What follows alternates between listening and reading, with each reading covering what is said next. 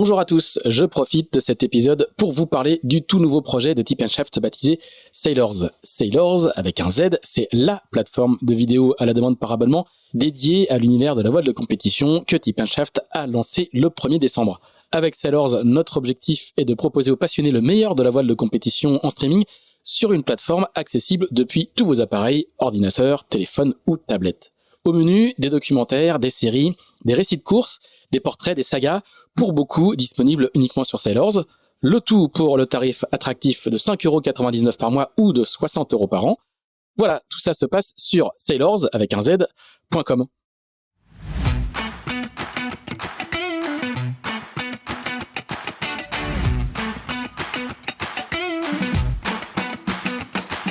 Bonjour, vous écoutez Pause Report, le podcast qui décrypte et analyse chaque semaine l'actualité de la voile de compétition. Pause Report est produit par Tip & Shaft, le média des professionnels et des passionnés de voile de compétition. Tip & Shaft, ce sont 2 newsletters hebdomadaires en français et en anglais, des podcasts, des formations, un studio de production de contenu, une plateforme de vidéo à la demande Sailors, ainsi qu'un festival du film que vous pouvez retrouver sur tipandshaft.com. Je suis Axel Capron et je vous souhaite la bienvenue dans Pause Report. Bonjour à tous et bienvenue dans ce 118e épisode de Pause Report, le podcast hebdomadaire de Tip & Shaft qui explique, décortique, décrypte et analyse l'actualité de la voile de compétition sous toutes ses coutures en compagnie des meilleurs experts. Nous sommes le lundi 15 mai, il est exactement 19h05 heure de Paris, 13h05 heure de Newport aux États-Unis et 14h05 si je ne me trompe pas à Halifax au Canada, où se trouvent quelques-uns de nos invités, puisque nous allons parler ce soir de The Ocean Race et de refaire le match de la 4e étape qui s'est achevée en milieu de semaine dernière. Pour revenir sur les moments forts de ce tronçon entre Itajaí et Newport, 3 marins qui étaient en mer et ont connu des fortunes diverses sur cette étape.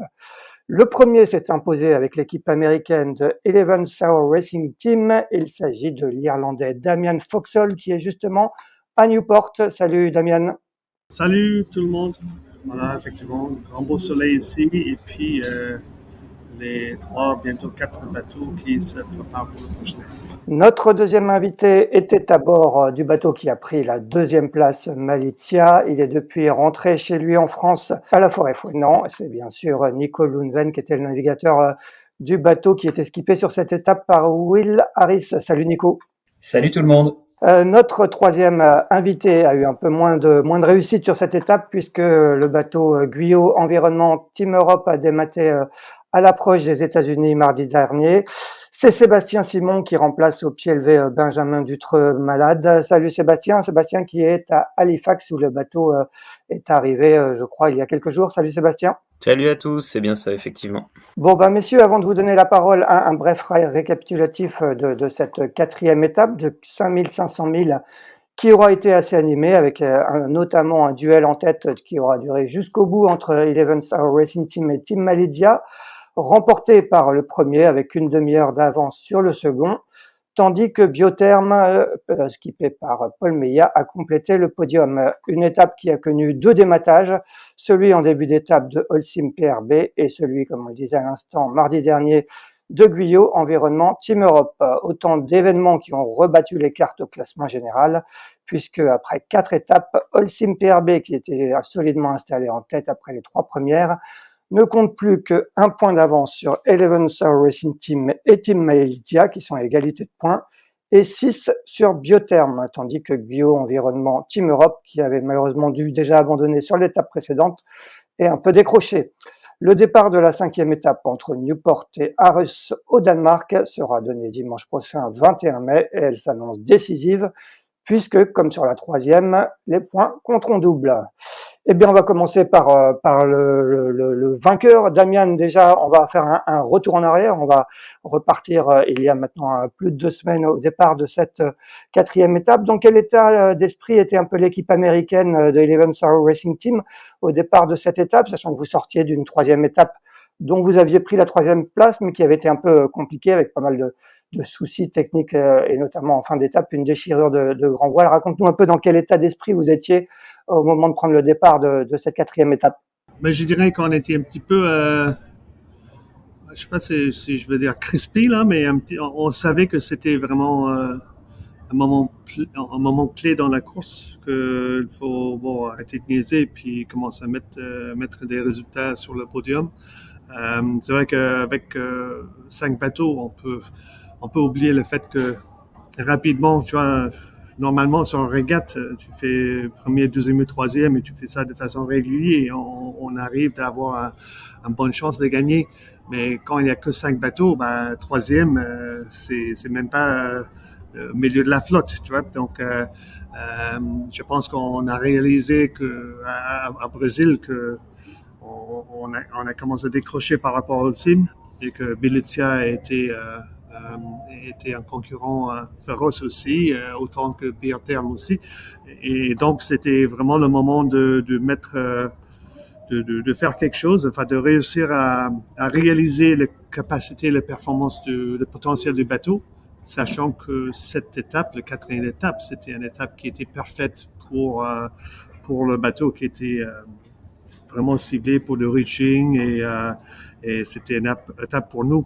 Mais c'est vrai que Holcim aussi, c'était le même genre de bateau et on a attendu vraiment une compétition très féroce et puis ce qui était étonnant et puis bravo Bellezia, ils ont participé à cette combat pendant les 2 semaines en mer. Donc malheureusement pour Holcim, ils ont resté sur l'eau, mais la compétition a continué avec Bellezia. Et puis on a tenu, mais à partir de Brésil, c'était vraiment le moment enfin, c'était important pour nous de réussir, même sans parler que Newport c'était le home port, mais pour le Ocean Race elle-même, le potentiel, la possibilité de pouvoir espérer de gagner les Ocean Race, c'était là ou jamais, quoi. Ouais. C'était le moment de scorer. Nico, vous sortiez d'une victoire d'étape sur la très grande étape du sud entre le Cap et Itajaí. C'était plutôt vous partiez plutôt en confiance, même si, comme le disait Damian, c'était peut-être pas a priori sur le papier l'étape la plus favorable à votre bateau. Alors, effectivement, nous à Itajaí, on venait de gagner l'étape du Grand Sud, donc on était dans un état d'esprit, toute l'équipe était dans un état d'esprit extrêmement positif. Mais ceci dit, c'est une équipe globalement Malidia qui a toujours un état d'esprit positif. Et alors, comme tu le dis, on peut s'imaginer sur le papier qu'en partant sur l'étape entre Itajaí et Newport, on n'a peut-être pas le meilleur bateau. Je dois dire que ce bateau m'étonne de plus en plus dans le bon sens du terme. Parce que comme on l'a vu, même sur une étape où en théorie on est censé être un petit peu en retrait au niveau des performances, on a réussi à se battre avec Eleven Hour pendant plus de 15 jours pour arriver seulement 30 minutes derrière. Et je pense que le résultat de l'étape aurait, tu vois, ça aurait pu basculer dans l'autre sens à notre avantage. Je pense à peu de choses, hein. Donc on est globalement quand même très satisfait de cette étape, parce que deuxième reste un résultat très bon, et puis satisfait des performances du bateau. Je pense qu'il y a encore de quoi optimiser ce bateau, mais c'est vrai que c'est quand même plutôt réconfortant de voir qu'on a réussi un peu à inquiéter Eleven Hour jusqu'au bout. Alors, on va rentrer un petit peu plus dans le détail des performances du bateau justement et du duel que vous avez livré à Eleven Hour Racing. Sébastien, vous sortiez d'une étape, comme je disais, vous aviez dû abandonner en début de troisième étape. Vous avez une sorte de course contre la montre pour être prêt au départ de cette quatrième étape à Itajaí. Raconte-nous un peu comment vous avez vécu cette course contre la montre pour rallier déjà Itajaí, pour retaper le bateau. Raconte-nous un peu comment on vit ça de l'intérieur. C'est là où il faut un sacré esprit d'équipe, hein, et puis vraiment l'envie de pouvoir poursuivre cette compétition. Donc tout le monde était à pied d'œuvre à Cape Town pour trouver une solution et réparer le bateau, le renforcer aussi. Voilà, ça montre que c'est des bateaux qui sont ultra sollicités, malgré le fait qu'on a un bateau qui a quand même beaucoup d'heures de navigation devant lui. Finalement, on n'en finit jamais de vouloir renforcer les bateaux parce qu'ils sont de plus en plus sollicités, surtout là en équipage pendant The Ocean Race où où on est quasiment tout le temps à 100% du potentiel du bateau, hein, donc ça tape fort, les bateaux sont du coup très lourds en équipage, il y a beaucoup de matériel dedans. Donc on a commencé par réparer le bateau, le renforcer, on a fait appel à d'autres personnes, en tout cas ça a été une expérience humaine finalement, malgré la déception, quand même très enrichissante. Voilà, tout le monde était à pied d'œuvre pour continuer l'aventure, même si on attendait forcément tous de pouvoir participer à cette grande étape du Sud, qui avait plutôt bien commencé pour nous, hein, d'ailleurs. Ensuite, on a ramené le bateau à Itajaí. J'ai fait partie du convoyage. J'étais le skipper du bateau pour ce convoyage entre Cape Town et Itajaí. Le but, évidemment, était de ramener le bateau en un seul morceau et de pouvoir permettre à l'équipe aussi de se poser un petit peu à Itajaí pour se reposer, pour pouvoir peaufiner les derniers détails. Voilà, on est une équipe quand même, faut savoir, qui est très jeune, qui est en phase de progression. On apprend tous les jours, hein, tous ensemble, et c'est aussi très enrichissant. Donc on est parti à Itajaí avec un état d'esprit complètement différent, où on s'est dit que pour nous peut-être que le classement général on le mettait un peu entre parenthèses dans un premier temps, mais on avait la chance de pouvoir s'aligner sur les autres étapes de The Ocean Race, et finalement ça représentait une course dans la course, c'est-à-dire qu'on allait vivre chaque étape comme une nouvelle course, et on allait essayer de donner le meilleur de nous-mêmes. Voilà, c'était vraiment l'objectif de cette 4e étape, essayer de montrer finalement le potentiel du bateau, montrer aussi qu'on est capable de faire des bonnes choses, qu'on est capable d'être aux avant-postes, comme je pense on a réussi à le montrer par certaines occasions au début de The Ocean Race. Bon voilà, malheureusement le sort en aura voulu autrement, mais c'est un coup dur. Tout ça nous rappelle que c'est des projets où on y met beaucoup d'énergie et il y a aussi beaucoup d'émotions dedans. Forcément que la déception est grande, et en même temps on a vécu une expérience, je pense, là tous ensemble, qui est assez hors du commun. Voilà, c'est des avaries qui peuvent arriver, mais en tout cas c'est probablement une expérience dont on se souviendra très très longtemps. Bon, tu vas nous raconter un peu plus dans le détail ce qui vous est arrivé la semaine dernière. On va reprendre le début de cette étape. Damien, c'est comme souvent au large du Brésil, c'est des conditions toujours un petit peu difficiles, aléatoires. Raconte-nous un petit peu ce début d'étape. Écoute, c'est aussi des conditions idéales, hein, parce que on est proche des alizés, puis après Cabo Frio, au large de Rio, on est dans les alizés. Donc, c'est vraiment une étape. Enfin, c'était mon première étape avec ces bateaux-là. Donc, pour moi aussi, j'ai découvert un bateau parce que j'ai pas beaucoup navigué avant. J'ai attendu un bateau qui est rude dans les moments rapides.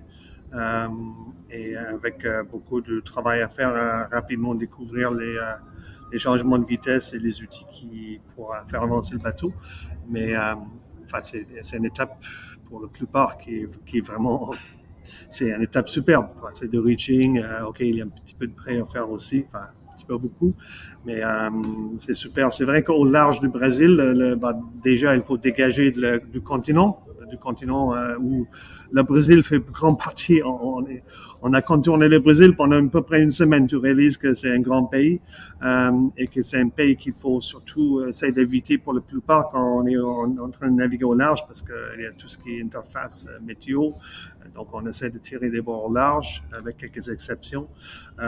Et puis, quand on est proche de la côte, il y a beaucoup d'activités artisanales en termes de pêche. Donc là, il y avait des pièges. Je pense qu'on a tous un peu des petites histoires à raconter là-dessus. Mais nous, en tout cas, on a passé très proche des filets, des bateaux de pêche.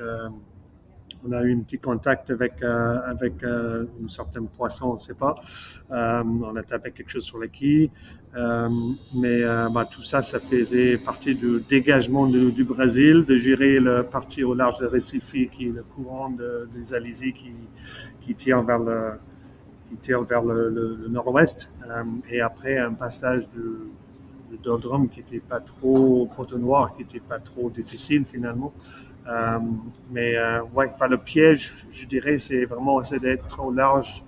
Il faut tirer un bord pour être trop large. sachant que si t'es pas été allé assez dans l'est, peut-être c'est difficile de retourner après. Donc en fait, Militia, ils ont vraiment bien fait par rapport à nous. Je trouve ils ont trouvé souvent des passages plus à l'est que nous, avec un prêt des fois un petit peu plus serré. Et on a eu, je pense que des changements de tête, si je dis pas de conneries, à peu près 17 fois qu'on a changé de la tête de la course. Donc c'était un départ de la course très passionnant avec voilà, tout ce qui est compliqué un petit peu au large du Brésil. Nico, tu confirmes ce début de course que raconte Damian? Ouais, effectivement, bah, tout à fait, je peux que confirmer ce que vient de dire Damian, et j'ai même envie de rajouter une chose supplémentaire, c'est un peu la faible, enfin, qui est une chose supplémentaire qui rajoute un peu de piment à tout ce que vient de raconter Damian, c'est la faible qualité des prévisions météo, sachant que bah, c'est une zone où il y a pas de modèle à maille fine, de modèle météo à maille fine quand on est proche des côtes, donc c'est à nous de nous débrouiller avec les effets de site, les effets thermiques.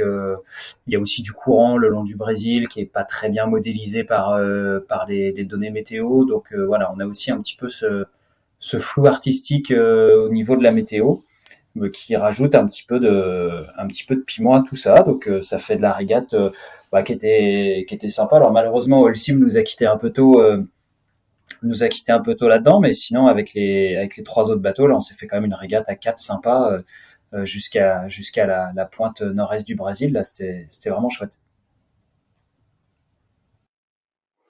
Et à bord de Guyot Environnement Team Europe, comment vous vivez ce début d'étape, Sébastien? Ah, c'était un super début d'étape, hein. On est resté au contact des leaders pendant un bon moment.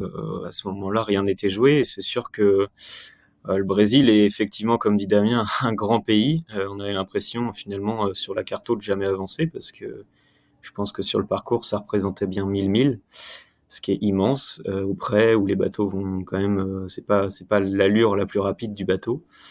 En tout cas, il y avait plein de petits coups à jouer et surtout pas mal de surprises au niveau des bateaux de pêche, des plateformes pétrolières qui sont pas toujours matérialisées aussi sur les cartes, où on se retrouve face à des buildings énormes sur la mer. C'est assez étonnant. Ça nous laisse un peu circonspects, mais voilà, on a aussi croisé pas mal de bateaux de pêche qui n'étaient pas forcément équipés d'AIS, donc qui nous permet de les identifier clairement.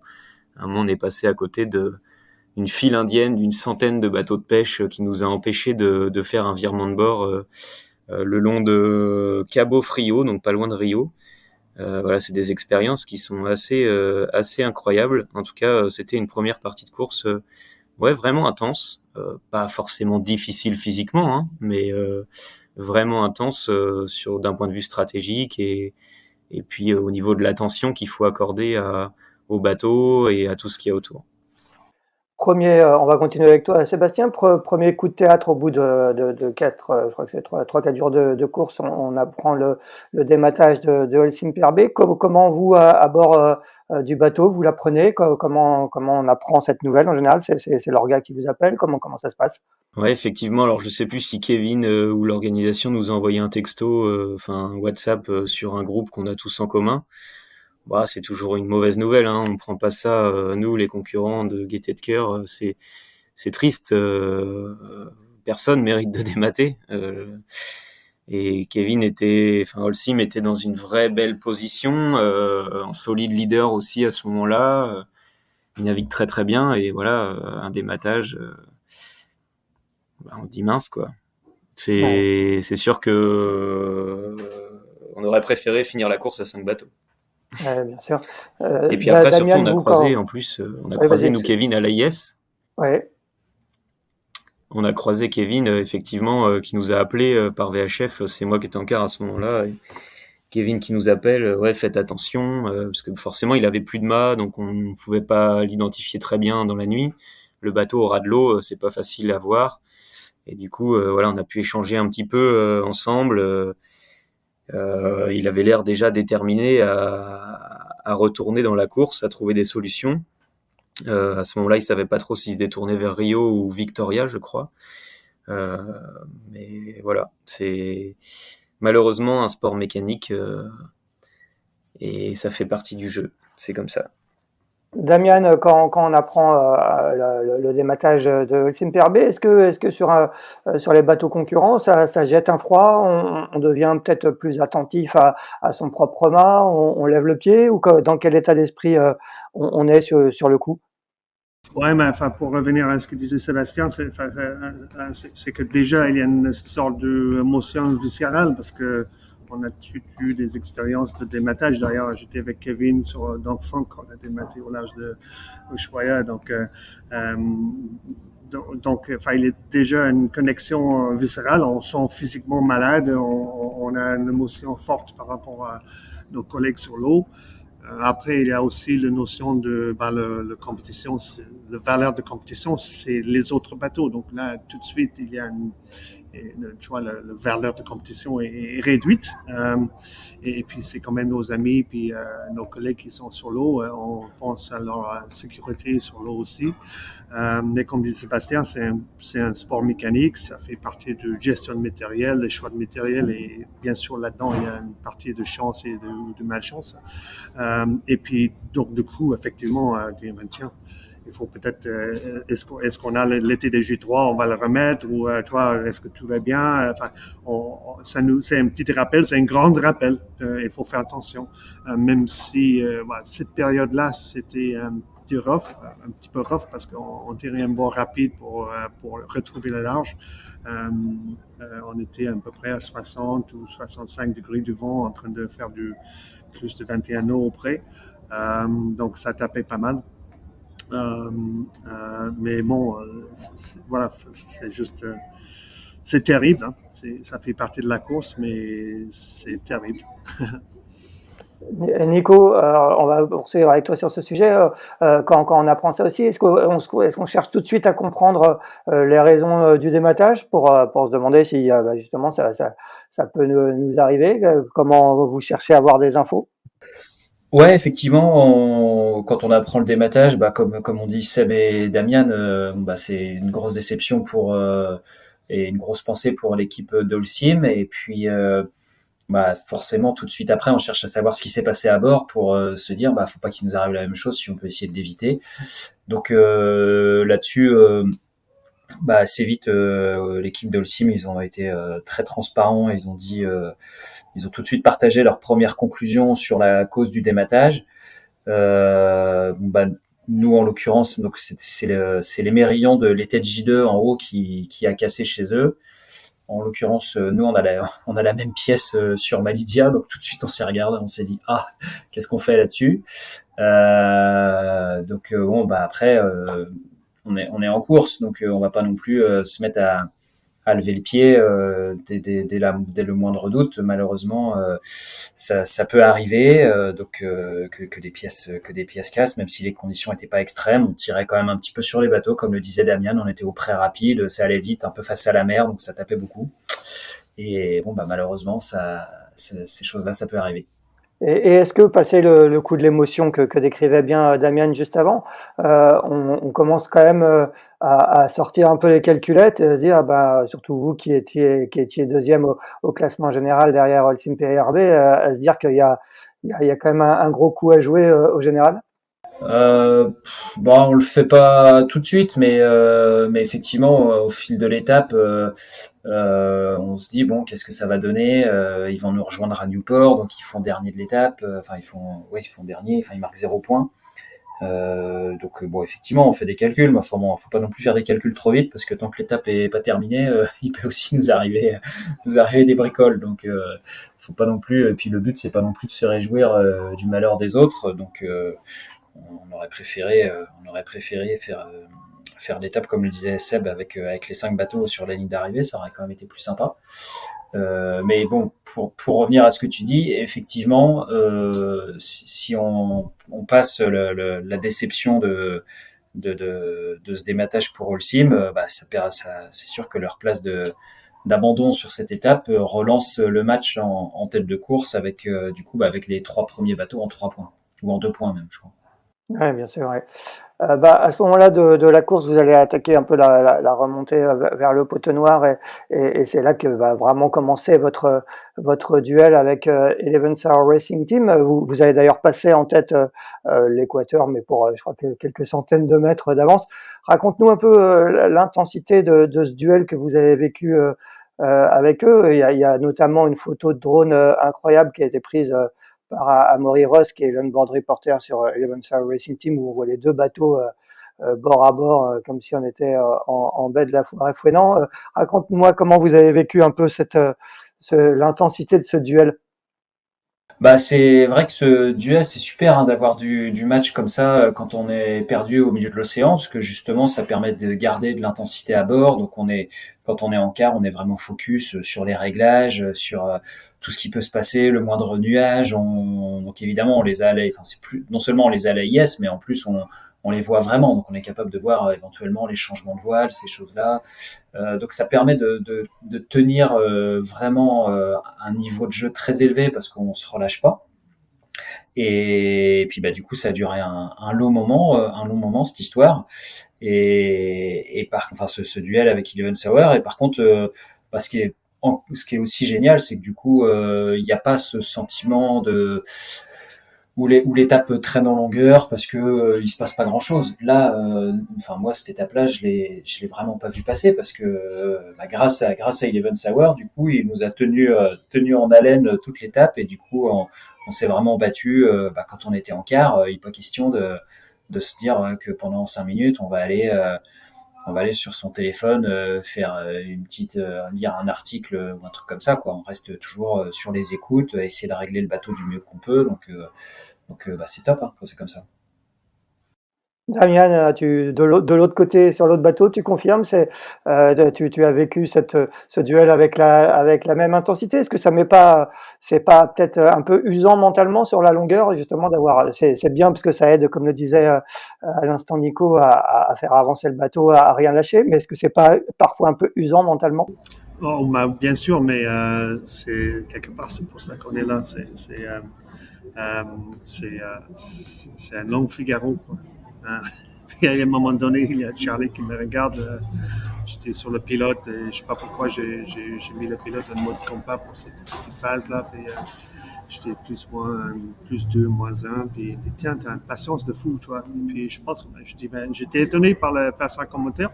Je dis, je pense pas que c'est forcément de patience, c'est juste comment je dis ça?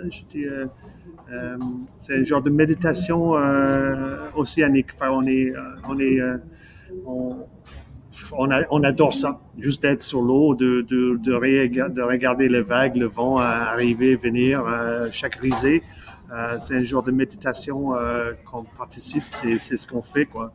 Euh, et, euh, et donc, du coup, de rajouter un autre bateau dans la même zone d'eau, voilà, ça augmente l'expérience, ça augmente le genre de concentration qu'on peut avoir. Et c'est vrai que des fois c'est un peu frustrant parce que tu fais un bon coup puis le quart après il est à nouveau devant. Mais c'est ça la régate.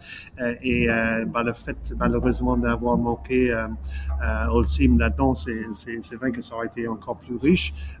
Et puis même si Biotherm était un petit peu en retrait, on regardait de très proche parce qu'ils ont pris quelques options qui étaient quand même très intéressantes. Donc, non, c'est ça je dirais que c'est ça le plaisir de naviguer en équipage, c'est qu'on a un niveau d'intensité qui fait que c'est une expérience très intense. Ouais. Et des photos comme celle dont je parlais d'Amaury, là, votre onboard reporter, il y en a une autre aussi d'Antoine Auriol qui était sur Malidia. Il y en a eu beaucoup, vous êtes beaucoup vus sur cette étape. Tu disais il y a eu 17 changements de leader entre vous, je crois, sur la totalité. Mais est-ce que vous êtes souvent vus en dehors de visu plutôt qu'à l'AIS? Oui, tout à fait. Et puis, des fois, c'est juste l'horizon, mais euh, je pense que Melissa, ils ont souvent trouvé une façon de trouver une route un petit peu plus à l'est pour nous, pour choper le vent un petit peu avant nous dans les risées, enfin dans les nuages. Donc, chaque fois qu'on nous, on essaie d'accélérer et tirer route directe, entre guillemets, Militia sont revenus pour reprendre la tête. Donc, c'est vrai qu'à deux, on va plus vite. Tant qu'on va dans la bonne direction, ce qui est le cas dans une course où c'est du reaching avec un waypoint assez direct, dans ces cas-là, les deux bateaux vont aller plus vite qu'un bateau tout seul. Donc, je pense que c'était un petit peu un effet de mouton, mais dans le bon sens du terme, où les deux moutons prennent la route directe, quoi. Nico, tu voulais ajouter un mot? Ouais, ce que je voulais ajouter aussi à ce sujet-là, c'est que ce qui est super intéressant dans toute cette phase là qui a duré de nombreux jours, voire même quasiment toute l'étape avec Eleven Hour, c'est qu'en fait ça nous permet aussi d'apprendre à comment se servir de nos bateaux. Nos bateaux, c'est des protos, c'est des bateaux assez complexes avec pas mal de technologies entre les foils qu'on peut sortir à fond, qu'on peut rétracter un peu, on joue sur le rec, on a des ballasts, on a le matossage, on joue avec l'angle de quille, plus toutes les configurations de voile qu'on a, plus aussi les réglages de pilote. Aujourd'hui, les pilotes sont très intelligents, mais il faut quand même savoir bien les régler pour pouvoir en tirer vraiment le maximum. Du coup, tout ça nous tire vers le haut et ça permet d'avoir un apprentissage vraiment accéléré du bateau qu'on pourrait pas avoir en étant tout seul, quoi. C'est pas possible. Sébastien, vous étiez un peu plus décroché sur cette étape parce que forcément vous avez un bateau. On rappelle que vous êtes le seul bateau de génération 2016 sur cette Ocean Race.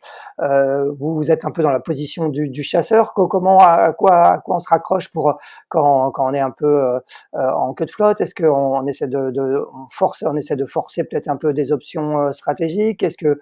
Quel était un peu votre target? C'était Biotherm devant vous. Raconte-nous comment vous avez vécu cette étape et notamment toute cette remontée vers le Poteau Noir puis vers Newport.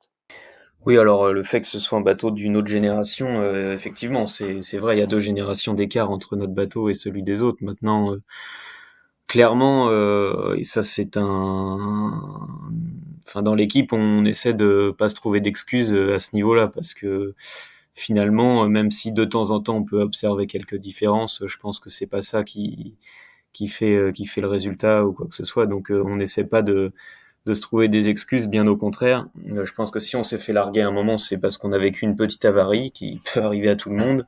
En fait, on a cassé la downline de foil, ce qui faisait que quand on était au moment où nos bateaux allaient le plus vite à la fin de cette première semaine au reaching, là, où on atteignait des vitesses moyennes au-delà des 21, 22 nœuds, et en fait, on n'avait plus de foil à notre disposition. Et quand on a voulu essayer de changer la downline, en fait, une avarie en entraînant une autre, on n'avait plus la possibilité de pouvoir descendre le foil, et ça nous a coûté, en plus de ça, les conditions météo, les leaders ont pu partir avec le vent, pendant que nous, on se faisait rattraper par des vents beaucoup plus légers par derrière. Donc c'était un peu double peine pour nous à ce moment-là. On a pris quasiment 300 000. Ça fait partie du jeu, quoi. Hein. C'est dur pour nous à ce moment-là parce que on vient de vivre une petite avarie. Il a fallu bricoler, il a fallu puis ces foils-là, il nous restait plus de 200 000, je crois, à faire encore au reaching. Il était hors de question de continuer de naviguer sans foil, donc il fallait absolument pouvoir réutiliser le foil bâbord pour nous permettre d'exploiter tout le potentiel du bateau, et ça nous a coûté effectivement quasiment 300 000. Donc à ce moment-là, c'est pas facile parce que on perd le contact, mais voilà, on continue de faire avancer le bateau, et d'ailleurs je crois qu'on a le record de notre bateau qui est à 573 000 en 24 heures, ce qui est pas mal. On avait déjà battu le record sur l'étape 2 de notre bateau, hein, je parle, voilà. Et 573 000, c'est pas loin quand même finalement du record de Holcim sur l'étape 3, hein, qui était de 592 ou 13 000, je sais plus. Donc on peut quand même s'en satisfaire. À ce moment-là, on est, à ce moment-là, on est toujours, tu vois, à 100% du potentiel du bateau, toujours à fond sur les réglages, toujours à se relayer, toujours concentré. Et voilà, après, on espère évidemment, on regarde à chaque instant, à chaque mise à jour de météo, on regarde s'il y a une opportunité pour nous de revenir, est-ce que les leaders vont se retrouver dans une petite zone de transition qui va nous permettre, nous, hop, là, de se faufiler et de retrouver le contact des autres bateaux. Et dans ces moments-là, voilà, il nous reste qu'à nous donner le meilleur de nous-mêmes et puis attendre qu'une opportunité se présente et être en mesure de la saisir à ce moment-là. Et d'ailleurs, on est quand même revenu à 22 000 de biotherme, donc de la 3e place. Et là, le match pour nous était un petit peu relancé. Donc ouais, vraiment, ça a été une étape qui a été très palpitante jusqu'au bout.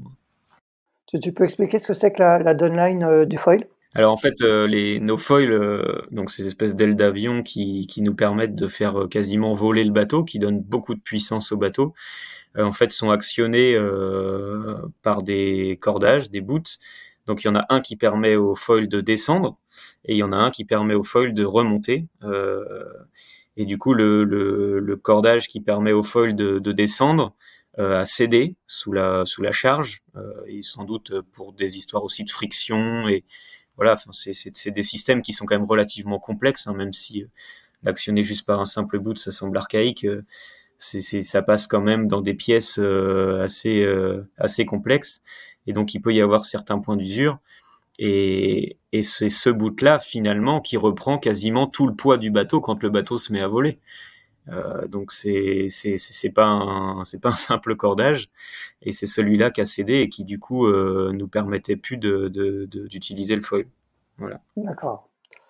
Damian, Sébastien à l'instant parlait de 573 000 en 24 heures, qui est du coup le record de Guyot Environnement Team Europe, et effectivement pas très loin du record absolu qui avait été établi sur l'étape précédente par Holcim PRB, je crois que c'est 596 000. Vous aussi, je pense que vous avez tutoyé ce record sur ce long bord de reaching tribord à mur, cap vers le nord. Raconte-nous comment, tu disais que c'était toi ta première étape sur ce bateau, raconte-nous comment sont les conditions à bord, comment tu as vécu cet inconfort à bord à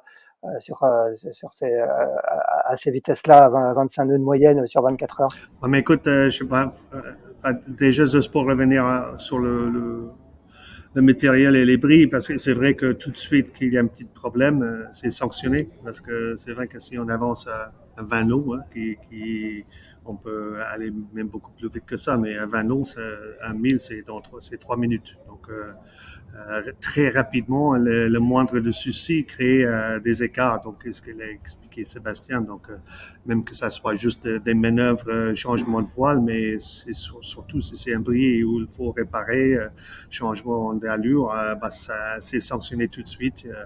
Et on voit bien comment expliquer Sébastien, il faut quand même se raccrocher parce que ça peut venir autour de rôle aussi. Donc, c'est jamais fini. C'est ce qui est un peu ce qui est fabuleux dans notre sport de course au large, c'est que tant que tu n'as pas croisé la ligne d'arrivée, tout est encore à jouer. En termes, pour moi, l'expérience de cette étape et de découvrir ces bateaux à foil dans ces conditions, c'était fabuleux. J'ai attendu d'avoir une expérience un petit peu comme en mode 70, un trimaran qui est très robuste, très rapide, où vraiment le matériel est plus fort que l'homme, peut se porter. Et donc, c'est vrai que c'était des sensations très similaires à des multicoques. Donc, c'est pour ça que nous, à bord, on l'appelait le bateau le monomoran à la place de trimaran. Mais c'est vrai que c'est un petit peu ces genres de sensations, parce que le foil donne les sensations d'une autre coque. Ça fait voler le bateau, ça fait rajouter le couple de redressement, surtout quand tu utilises les deux foils. Donc, c'est cette sensation que j'ai trouvée. Par contre, ça reste un monocoque. C'est des bateaux maintenant qui sont très puissants, avec très large. Les trimarans ont des coques plus affinées, donc ça coupe l'eau même si ça va très vite. Mais bien sûr, en monomoran, en IMOCA, c'est des coques très larges. Puis quand tu tombes, c'est une route d'expérience. Mais sur le bord rapide, c'est là où pour être rapide, il faut être stable. Dans cette bord d'Alizé pendant des jours, on avançait très très vite, et puis pour faire ça, il faut être stable. Donc ça, c'était des bonnes conditions. Le partie le plus rude, c'était la traversée la partie du pré, des fois, et puis surtout la traversée de Gulfstream plus tard dans la course. Donc, non, expérience fabuleuse, c'est des bateaux fabuleux. Mais c'est vrai, je pense qu'il y a une grosse différence entre le mener ça en équipage et le mener ça toute seule, parce qu'en équipage, on est à fond là-dessus, puis toute seule, il faut essayer de moyenner, trouver les réglages qui gardent une performance élevée, même si c'est pas à 100%. Nico, à propos d'un confort ou de relatif confort, Yann Elias nous disait, qui a navigué aussi sur Malidia, sur The Ocean Race, nous disait que justement Malidia était un bateau un peu plus confortable avec tous les guillemets qu'il faut mettre sur cette course parce que avec peut-être une hauteur sous barreau plus importante et aussi une étrave qui permet un meilleur passage dans les vagues. Est-ce que c'est ton impression? Tu as navigué sur d'autres IMOCA, tu as peut-être des éléments de comparaison. Est-ce que tu as l'impression que ce bateau est un peu plus vivable que peuvent l'être d'autres concurrents? Alors, c'est vrai que quand on parle de confort, ouais, je pense qu'il y a deux volets à ça. Alors effectivement, Malidia est un bateau qui est assez haut de franc-bord, en plus qui a un gros roof, ce qui nous permet en fait de pouvoir nous tenir debout sans aucun problème à l'intérieur du bateau, y compris dans la partie cockpit, qui est un cockpit fermé, mais aussi dans la partie zone de vie. Donc ça, c'est agréable, hein. Je pense que être plié en deux comme ça pendant plusieurs semaines, c'est quand même pas super. Donc pour nous, ça c'est vraiment un truc qui est plutôt sympa. L'autre point aussi, c'est que il y a beaucoup de volume à l'intérieur, donc on se marche pas dessus. Donc c'est aussi ça c'est aussi plutôt chouette. Et après il y a le côté confort qui est plus lié au comportement du bateau. Alors effectivement, Malidia a un passage dans la mer qui semble être vraiment meilleur que les autres, notamment au portant. Donc du coup, ça s'est vraiment bien ressenti sur l'étape dans les mers du Sud où on voyait les images des autres bateaux. Enfin moi du coup j'ai découvert ça surtout à l'arrivée, mais on voyait que non seulement les équipiers étaient pliés en deux à l'intérieur des cockpits ou à l'intérieur des bateaux, mais en plus ils se faisaient vraiment malmener, alors que nous on avait un passage dans la mer au portant qui était beaucoup plus confortable. Par contre, je suis pas sûr que quand on soit face à la mer, le comportement de Malidia soit mieux, le fait que ce soit un SCO. Je pense que ça tape plus auprès. Du coup, on n'a pas ce côté étrave un peu plus fine qui permet comme le disait un peu Damian, même si c'est des monocoques, mais qui permet une étrave fine permet quand même un peu de percer un peu plus les vagues qu'une étrave qui est très large comme la nôtre.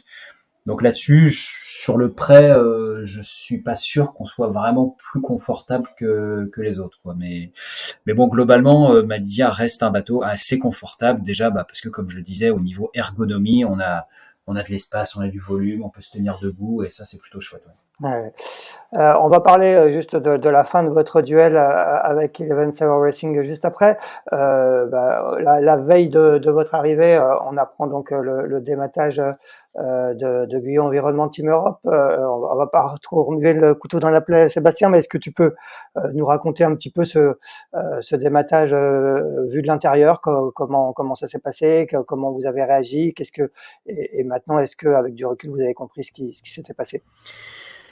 Oui, alors c'est vrai qu'on était à 600 000 de l'arrivée de Newport, donc ça nous paraissait être on était à 2 jours et quelques de l'arrivée, donc ça nous paraissait être le dernier gros morceau. En fait, on avait juste un front, donc une zone de vent très très fort à traverser avant de pouvoir accéder avant de pouvoir prendre enfin la direction de Newport, de la ville d'arrivée.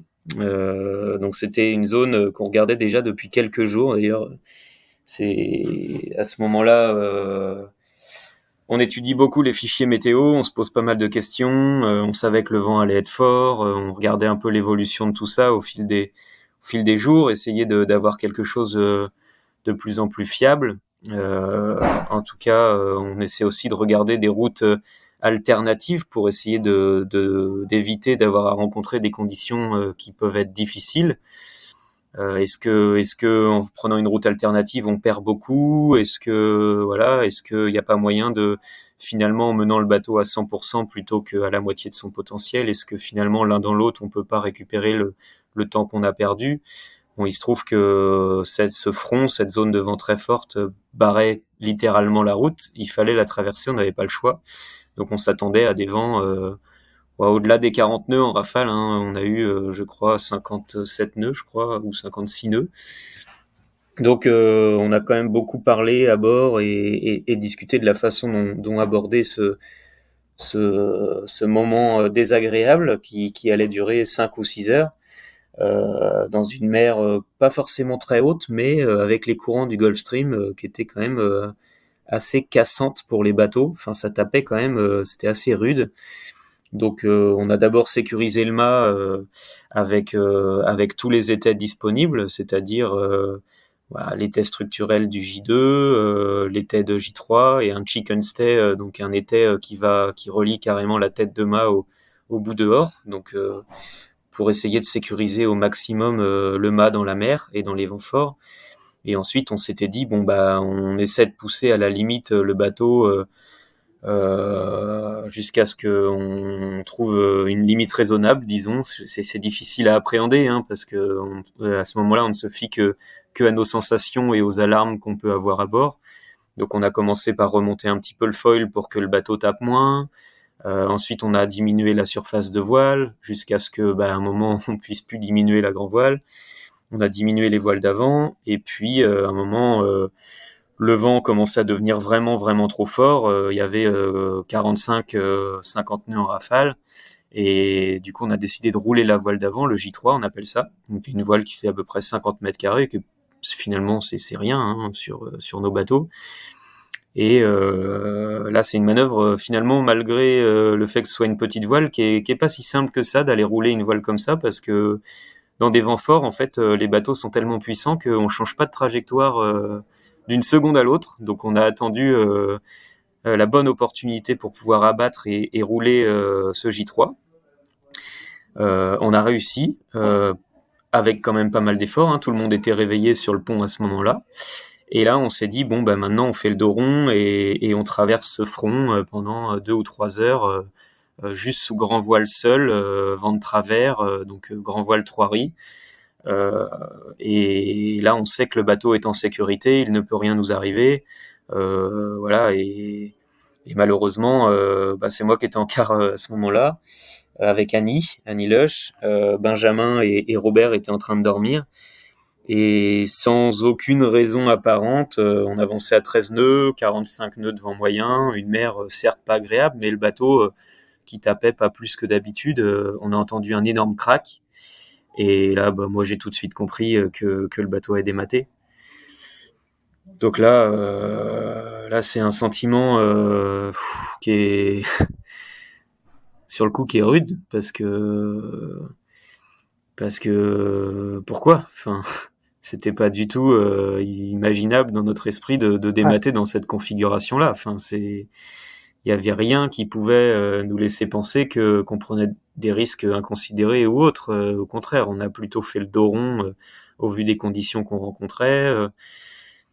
Et malheureusement, on a vu le mât tomber dans l'eau. Donc là, évidemment, je crois que ça a été filmé. J'ai pas eu le courage de regarder les vidéos, mais Benjamin, on l'entend crier non, non, non, non, non, évidemment. Enfin, c'est son bateau. Effectivement. On s'investit tous là-dedans et la déception est plus qu'immense. Par contre, là, il faut tout de suite agir parce que les conditions sont quand même assez critiques à ce moment-là. C'est-à-dire que nous, on a un bateau qui est effectivement d'une génération, là je vais le dire, précédente, où en fait on a des cockpits qui sont certes fermés par le roof, mais très ouverts à l'arrière.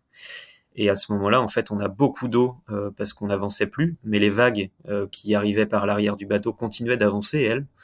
Et en fait, le cockpit s'est rempli à une vitesse incroyable. Tout s'est mis à flotter à bord du bateau. Et là, tout de suite, sans même se parler, l'équipage a été quand même d'une efficacité redoutable et a fermé les portes du bateau pour ne pas que l'eau rentre carrément dans la zone de vie du bateau. Et là, après, il a fallu se mettre en ordre de marche pour dégager le mât du bateau parce que le mât heurtait la coque du bateau. Donc, il faut pouvoir s'en extraire et le faire de la façon la plus intelligente possible. Donc, ne pas faire n'importe quoi, ne pas se mettre en danger parce que c'est ma première expérience de dématage et c'est impressionnant à quel point le bateau est instable et se fait chahuter par la mer à partir du moment où il y a plus de mât et plus de voile. Et on a finalement, pas moins sans effort, réussi à s'extraire du mât et finalement à se mettre en sécurité. Personne n'a été blessé. On a tous travaillé collectivement pour réussir cette manœuvre très délicate. Voilà. Et après, bon, je sais pas s'il faut que je raconte le reste de l'histoire, mais ça a été une expérience assez folle quand même. Ouais, parce que vous n'étiez pas encore au bout de vos peines, il fallait retourner à terre. Il y a Damien qui veut réagir. Vas-y, Damien. Oui, Sébastien, je sais pas si est-ce que vous savez le raison de dématage en termes de pièces de matériel, quelque chose que vous pouvez partager ou vous savez pas encore? Écoute, on partagera avec de toute façon plaisir tous les logs ou screenshots de logs qu'on a pu obtenir. Moi, j'ai passé pas mal de temps puisqu'on a eu quand même 5 jours dans le bateau à se tourner un peu les pouces et à ruminer la situation. Donc j'ai étudié les logs, des logs à 20 Hz, hein, donc ça représente quand même 20 données par seconde, pardon. Sur les charges qu'on pouvait avoir sur le gréement, sur les impacts que la coque a pu avoir sur l'eau. Et en fait, il n'y a aucun câble qui n'a lâché. Voilà. Enfin, il y avait toujours de la tension de bastac, il y avait toujours les tensions d'étai. On n'a jamais eu le gréement qui s'est molli sous le vent ou au vent. Et quand on a dématé, on a bien fait attention que tous les câbles soient encore attachés au mât. Et donc on a bien fait attention de couper tous les câbles, donc c'est-à-dire les 4 haubans, les 3 étais et les 2 bastacs qui étaient reliés entre la coque et le mât. Donc il y a vraiment aucune pièce ou câble qui a cédé. C'est ça qui nous paraît le plus étonnant dans ce dématage, c'est que à la fois on démate dans une configuration qui est safe, où le dématage normalement n'est pas possible. Et en plus de ça, on ne trouve pas aujourd'hui la raison de ce dématage. Enfin, en tout cas, on est sûr aujourd'hui qu'elle ne vient pas d'une casse d'une pièce ou d'une mauvaise manipulation de notre part sur le gréement.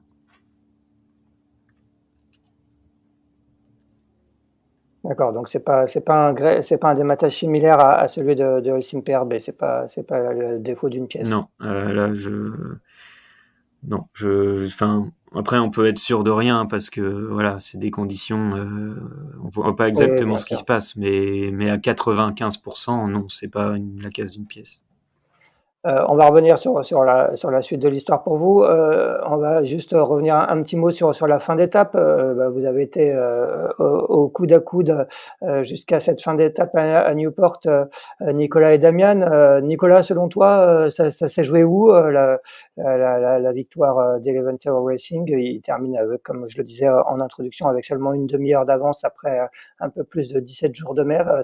Ça s'est joué où? C'est des petits décalages et il y a peut-être ce fameux passage de front que vous avez dû vous aussi traverser. Raconte-moi un peu cette fin d'étape. Ouais, on était vraiment bord à bord avec Eleven Hour, toute cette remontée de l'Atlantique et je pense à peu près 4-5 jours avant l'arrivée. On a une nuit un peu compliquée avec beaucoup d'orages, des éclairs dans tous les sens. Ça a d'ailleurs fait des images incroyables. Je sais qu'il y a une petite vidéo que Antoine Auriol a fait, nous, à bord du bateau, où on voit vraiment les éclairs qui tombent tout autour du bateau. Et dans cette nuit-là, on a manqué un petit peu de réussite à un moment donné. On est resté scotché sous un nuage alors que Eleven Hour a réussi à s'en extirper beaucoup mieux que nous et est parti devant. Et du coup, à partir de ce moment-là, ils ont toujours eu une petite avance de entre 20 et 40 000. Donc, à la faveur de temps en temps, nous, de conditions un petit peu plus propices, on arrivait à revenir un petit peu, mais on n'arrivait jamais à revenir vraiment à leur contact. Donc voilà, je pense que ça s'est pas mal joué là. Après, nous, effectivement, on a eu également ce coup de vent à traverser avec des conditions vraiment très très rudes. Alors pas pendant très longtemps, mais vraiment quand même très très rudes, très intenses. Mais là-dessus, la situation a pas évolué entre Eleven Hour et nous. Et puis après, ils ont très bien navigué aussi, hein, donc ils nous ont contrôlés, ils nous ont pas laissé la moindre opportunité. On a pourtant essayé, mais ils nous ont contrôlé comme il fallait faire. Donc voilà, je pense que ça s'est joué là 4-5 jours avant l'arrivée, là dans cette nuit un peu difficile avec des orages, des grains dans tous les sens. Et du coup, on n'a pas été très heureux nous là-dedans.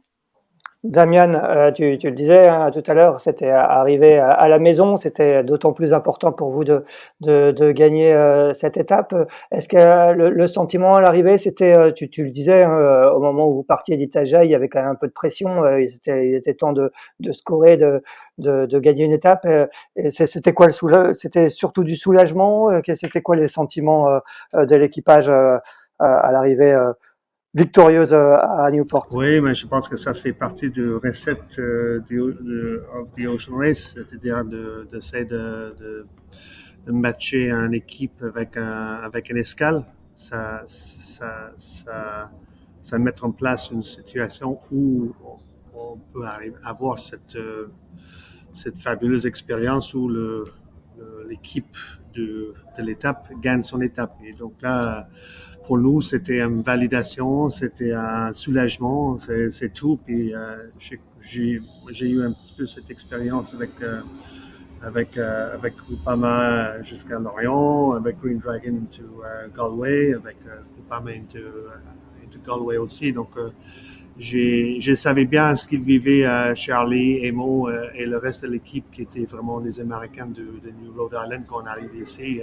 Enfin, c'était pour nous tous, mais je pense que pour eux surtout, c'était un moment très fort, très important parce que notre sponsor est basé ici aussi.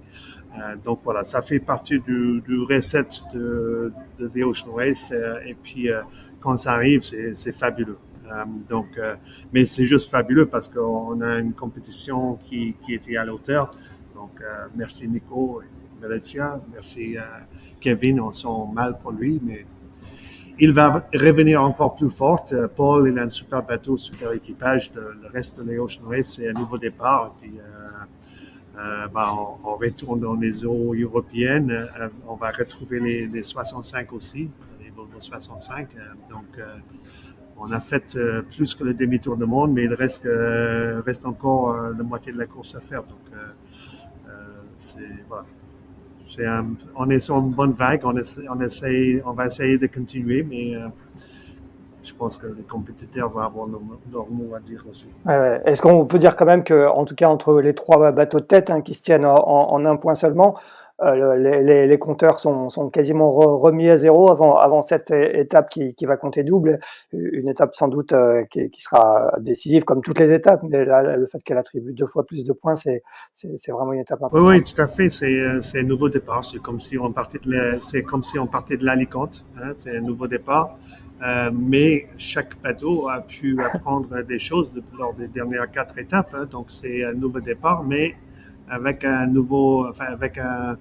rajout de bagages, d'expérience que chaque équipage a pu ramasser lors des derniers mois. Tout ce qui est motivation, mais aussi fatigue, parce que dans notre monde IMOCA, etc., on pense dans un contexte transat. Donc, c'est beaucoup d'efforts de mettre en place un projet pour faire un transat. Il y a bien sûr le Vendée Globe, mais si on reste dans un contexte transat, et au Ocean Race, c'est comme 6, 7 ou 8 transats bout à bout. Donc, pour les équipiers qui ont fait toutes les étapes jusqu'à maintenant, il y a une fatigue qui commence à s'accumuler.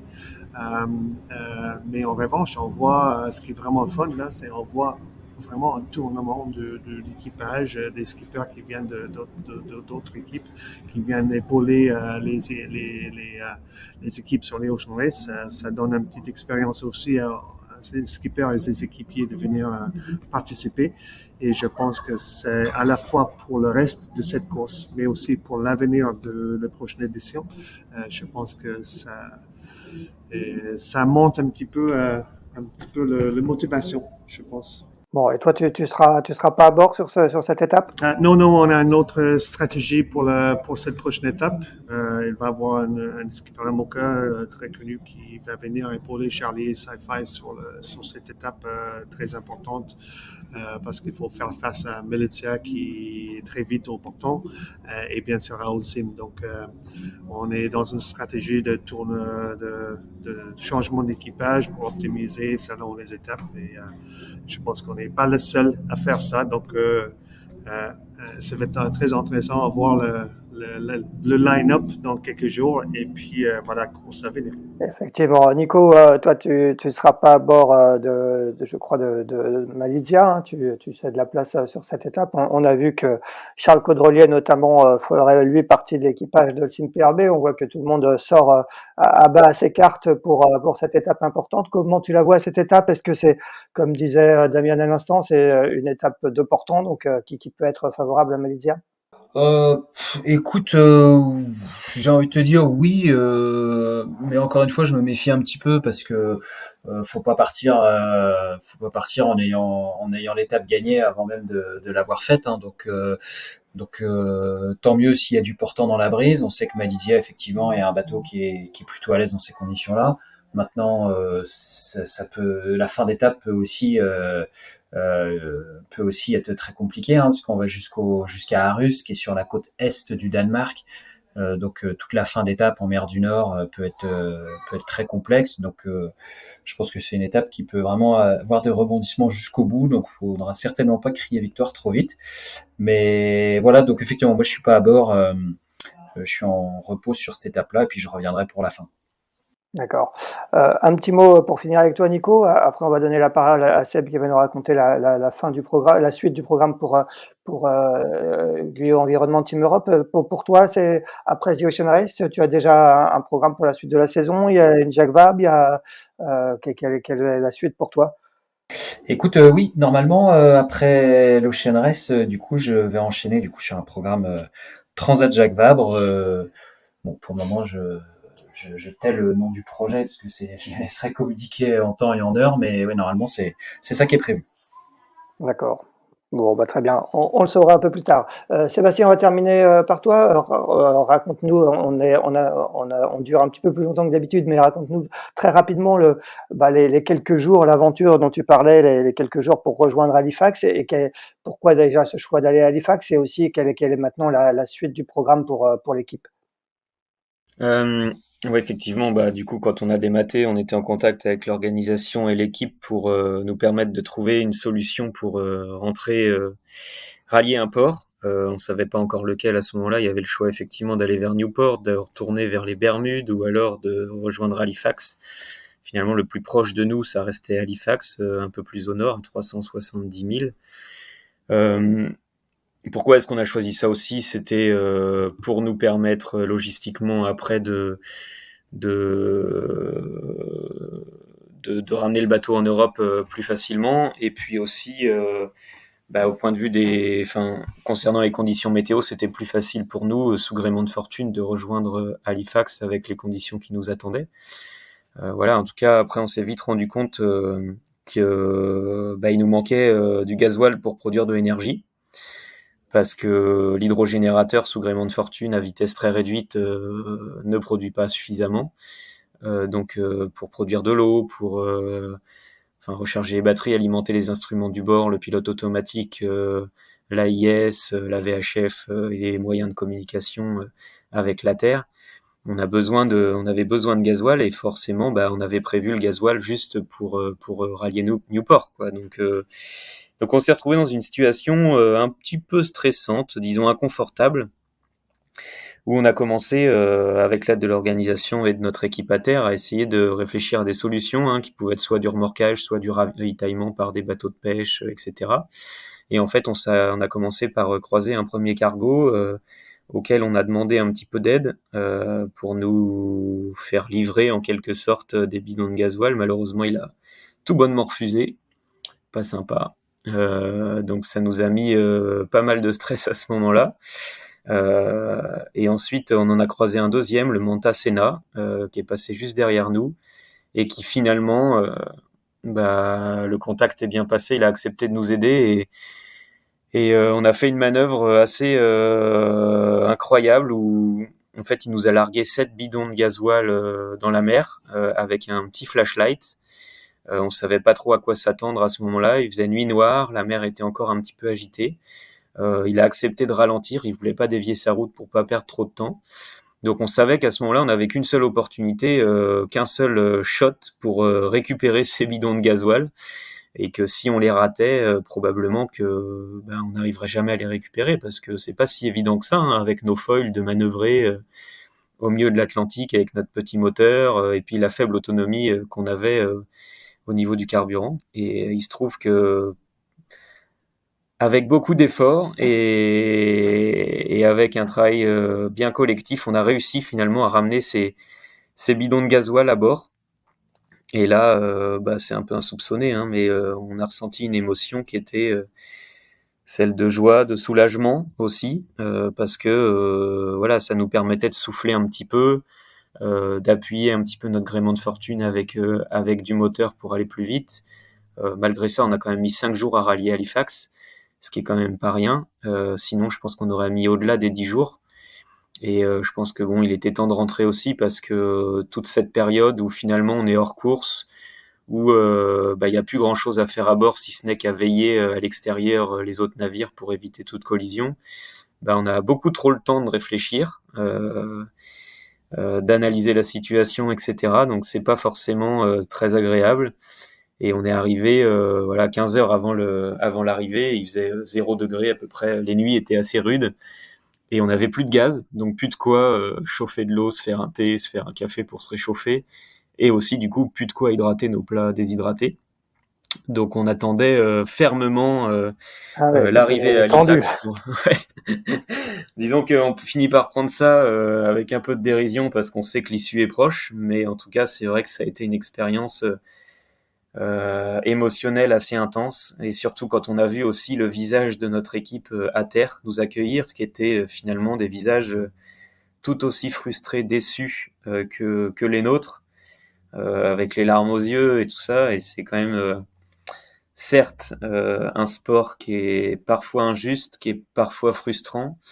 Des fois on se demande pourquoi est-ce qu'on fait ça, et en fait malgré la déception, on se rend compte que c'est aussi des aventures humaines et des émotions qu'on ne peut vivre probablement que dans ce genre de circonstances. Et voilà, je suis encore un peu ému, mais ouais, c'est des moments vraiment intenses, des belles aventures, On le sent, ouais. Ouais, et finalement ça donne envie de recommencer. Je sais pas, on est un peu fou, je pense. Mais en tout cas, aujourd'hui, on est vraiment l'issue est un peu incertaine pour nous parce que il y a aussi des aspects financiers qui sont importants.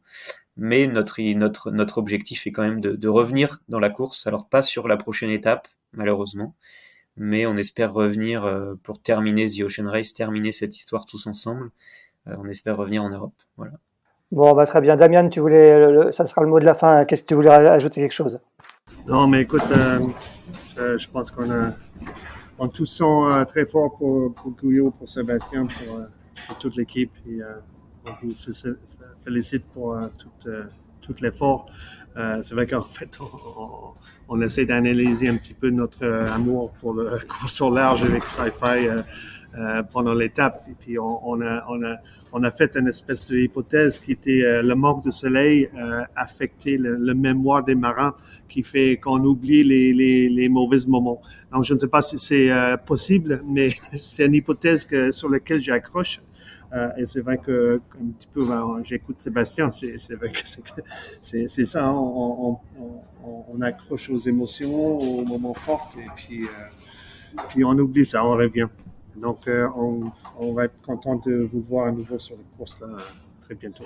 Eh ben, merci beaucoup, Damien. On vous souhaite, on vous souhaite à tous une bonne fin de The Ocean Race sur vos monomarans. On va appeler ça maintenant, c'est la nouvelle appellation déposée par Damien pour vos monocoques à foil qui volent. Nico, bon repos avant de retrouver l'équipe de Malizia pour les étapes européennes.